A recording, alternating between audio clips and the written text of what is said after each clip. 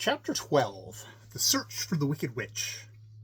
The soldiers with the green whiskers led them through the streets of the Emerald City until they reached the room where the guardian of the gates lived.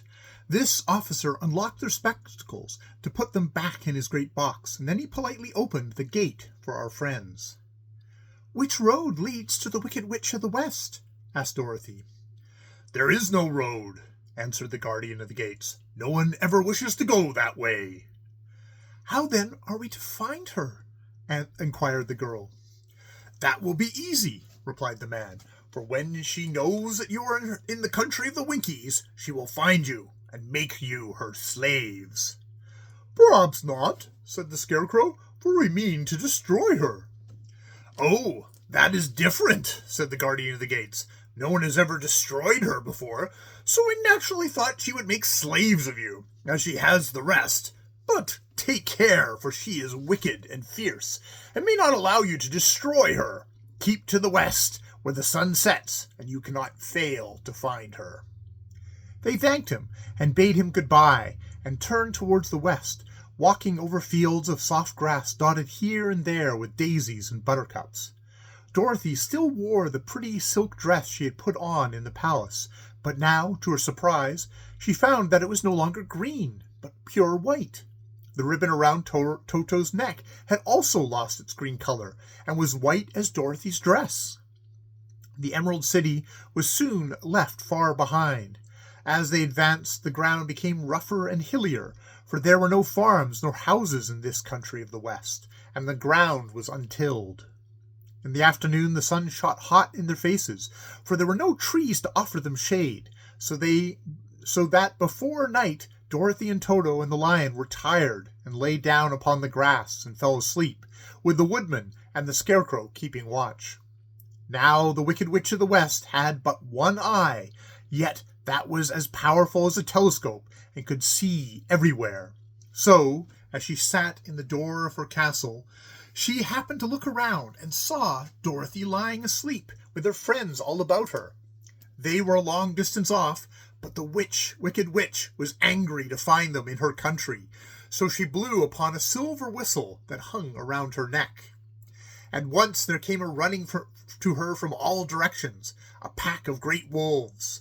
They had long legs and fierce eyes and sharp teeth. "Go to those people," said the witch, "and tear them to pieces." "Are they not going to make them your slaves?" asked the leader of the wolves. "No," she answered. "One is of tin and one of straw. One is a girl and another a lion. None of them is fit to work, so you may tear them into small pieces." "Very well," said the wolf, and he dashed away at full speed, followed by the others. It was lucky the Scarecrow and the woodman were wide awake and heard the wolves coming. "This is my fight," said the woodman, "so get behind me, and I will meet them as they come." He seized his axe, which he had made very sharp, and as the leader of the wolves came on the Tin Woodman, he swung his arm and chopped the wolf's head from its body, so that it immediately died. As soon as he could raise his axe, another wolf came up, and he also fell under the sharp edge of the Tin Woodman's weapon. There were 40 wolves, and 40 times a wolf was killed, so that at last they all lay dead in a heap before the woodman. Then he put down his axe and sat beside the Scarecrow, who said, "It was a good fight, friend." They waited until Dorothy awoke the next morning. The little girl was quite frightened when she saw the great pile of shaggy wolves, but the Tin Woodman told her all. She thanked him for saving them and sat down to breakfast, after which they started again upon their journey. Now, this same morning, the Wicked Witch came to the door of her castle and looked out with her one eye that could see far off. She saw all her wolves lying dead, and the strangers still traveling through her country. This made her angrier than before, and she blew her silver whistle twice. Straightway, a great flock of wild crows came flying towards her, enough to darken the sky. And the Wicked Witch said to the King Crow, "Fly at them fly at once to the strangers, peck out their eyes, and tear them to pieces." The wild crows flew in one great flock towards Dorothy and her companions. When the little girl saw them coming, she was afraid. But the Scarecrow said, "This is my battle, so lie down beside me, and you will not be harmed." So they all laid upon the ground except the Scarecrow, and he stood up and stretched out his arms. And when the crows saw him, they were frightened, as these birds always are by scarecrows, and did not dare come any nearer. But the King Crow said, "It is only a stuffed man. I will peck out his eyes." The King Crow flew at the Scarecrow, who caught it by the head and twisted its neck until it died. Then another crow flew at him, and the Scarecrow twisted its neck also. There were 40 crows, and 40 times the Scarecrow twisted a neck, until at last all were lying dead beside him. Then he called to his companions to rise, and again they went upon their journey. When the Wicked Witch looked out again and saw all her crows lying in a heap, she got into a terrible rage, and blew 3 times upon her silver whistle. Forthwith there was heard a great buzzing in the air, and a swarm of black bees came flying towards her. "Go to the strangers and sting them to death," commanded the witch, and the bees turned and flew rapidly until they came to where Dorothy and her friends were walking. But the woodman had seen them coming, and the Scarecrow had decided what to do. "Take out my straw and scatter it over the little girl and the dog and the lion," he said to the woodman, "and the bees cannot sting them." This the woodman did, and as Dorothy lay close beside the lion and held Toto in her arms, the straw covered them entirely. The bees came and found no one but the woodman to sting, so they flew at him and broke off all their stings against the tin without hurting the woodman at all. And as the bees cannot live with when their stings are broken, that was the end of the black bees, and they lay scattered thick about the woodman like little heaps of fine coal. Then Dorothy and the lion got up, and the girl helped the Tin Woodman put the straw back into the Scarecrow again, until he was as good as ever. So they started upon their journey once more. The Wicked Witch was so angry when she saw her black bees in little heaps like fine coal that she stamped her foot and tore her hair and gnashed her teeth. And then she called a dozen of her slaves, who were the Winkies, and gave them sharp spears, telling them to go to the strangers and destroy them. The Winkies were not brave people, but they had to do as they were told, so they marched away until they came near to Dorothy. Then the lion gave a great roar and sprang towards them, and the poor Winkies were so frightened that they ran back as fast as they could. When they returned to the castle, the Wicked Witch beat them well with a strap and sent them back to their work, after which she sat down to think what she should do next. She could not understand how all her plans to destroy these strangers had failed, but she was a powerful witch, as well as a wicked one, and she soon made up her mind how to act. There was, in her cupboard, a golden cap with a circle of diamonds and rubies running around it. The golden cap had a charm. Whoever owned it could call 3 times upon the winged monkeys, who would obey any order they were given. But no person could command these strange creatures more than 3 times. Twice already the Wicked Witch had used the charm of the cap. Once was when she had made the Winkies her slaves and set herself to rule over their country. The winged monkeys had helped her to do this. The second time was when she had fought against the great Oz himself and driven him out of the land of the West. The winged monkeys had also helped her in doing this. Only once more could she use this golden cap, for which reason she did not like to do so until all her other powers were exhausted. But now that her fierce wolves and her wild crows and her stinging bees were gone, and her slaves had been scared away by the cowardly lion, she saw there was only one way left to destroy Dorothy and her friends. So the Wicked Witch took the golden cap from her cupboard and placed it upon her head. Then she stood upon her left foot and said slowly, E-P, P, Pep-P, Ka-Ki. Next she stood upon her right foot and said, Hillo, Holo, Hello. After this she stood upon both feet and cried in a loud voice, Zizi, Zuzi, Zik.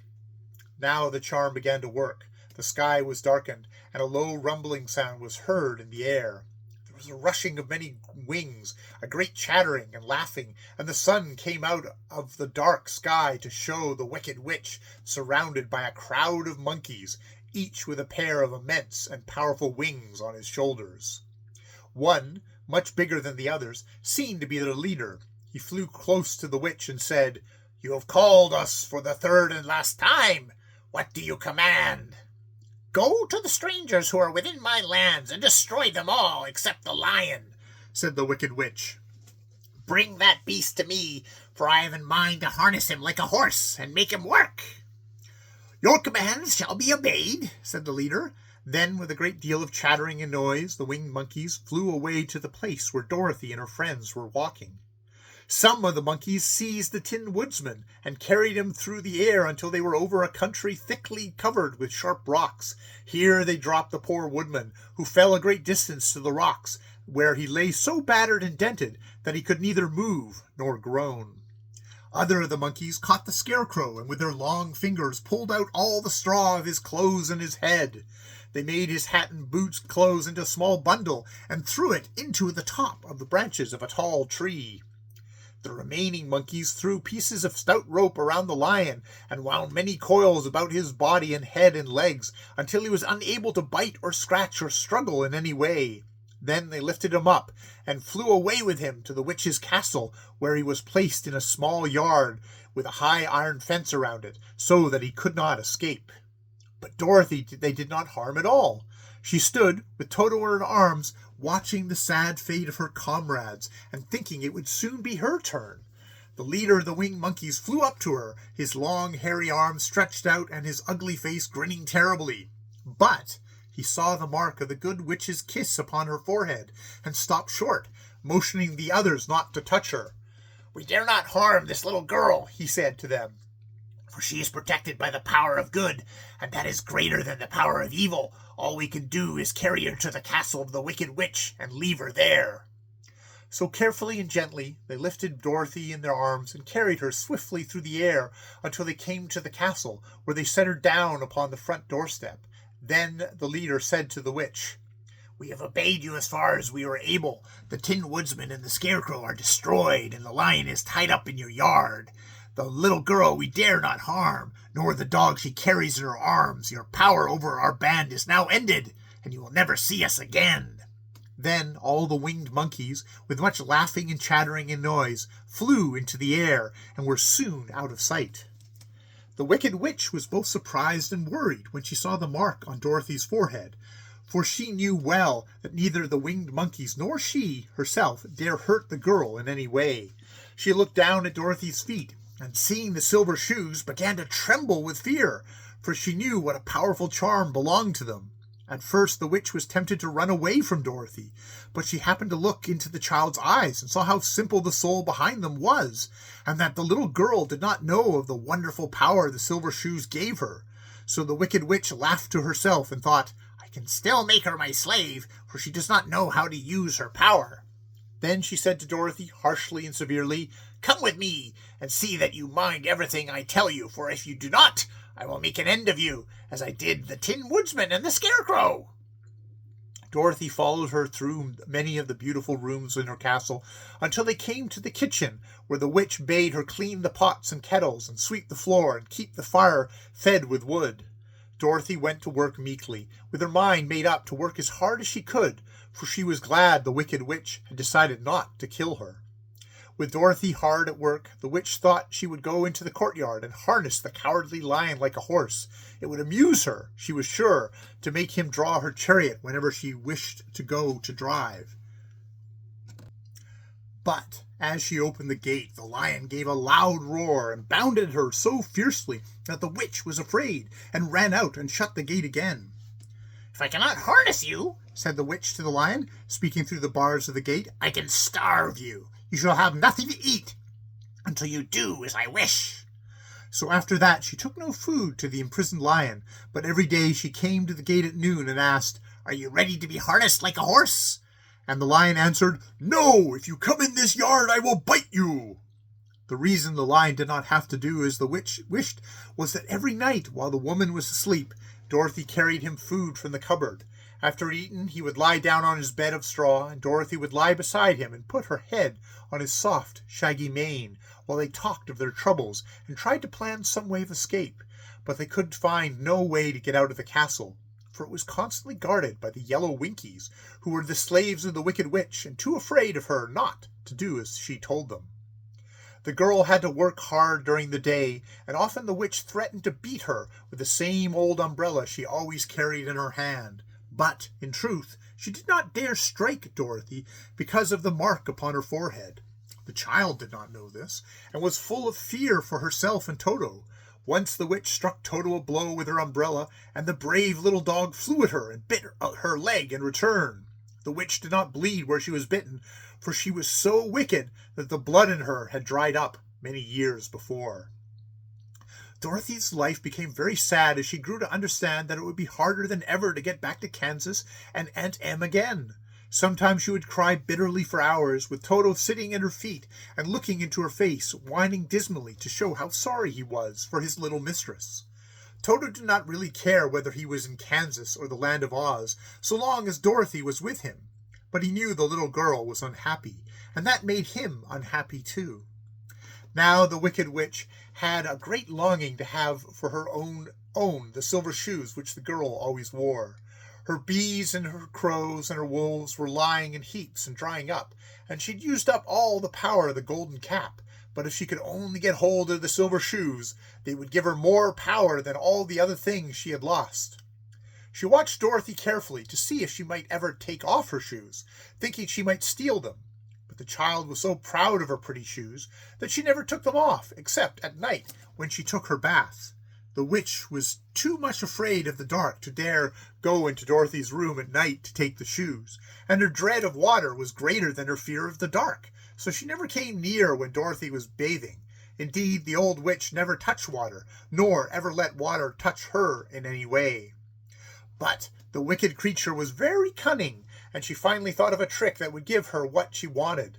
She placed a bar of iron in the middle of the kitchen floor, and then by her magic arts made the iron invisible to human eyes, so that when Dorothy walked across the floor, she stumbled over the bar, not being able to see it, and fell at full length. She was not too much hurt, but in her fall one of the silver shoes came off, and before she could reach it, the witch had snatched it away and put it on her own skinny foot. The wicked woman was greatly pleased with the success of her trick, for as long as she had one of the shoes she owned half the power of their charm, and Dorothy could not use it against her, even if she had known how to do so. The little girl, seeing that she had lost one of her pretty shoes, grew angry and said to the witch, "Give me back my shoe." "I will not," retorted the witch, "for it is my shoe, not yours." "You are a wicked creature," cried Dorothy. "You have no right to take my shoe from me." "I shall keep it just the same," said the witch, laughing at her, "and some day I shall get the other one from you too." This made Dorothy so very angry that she picked up the bucket of water that stood near and dashed it over the witch, wetting her from head to foot.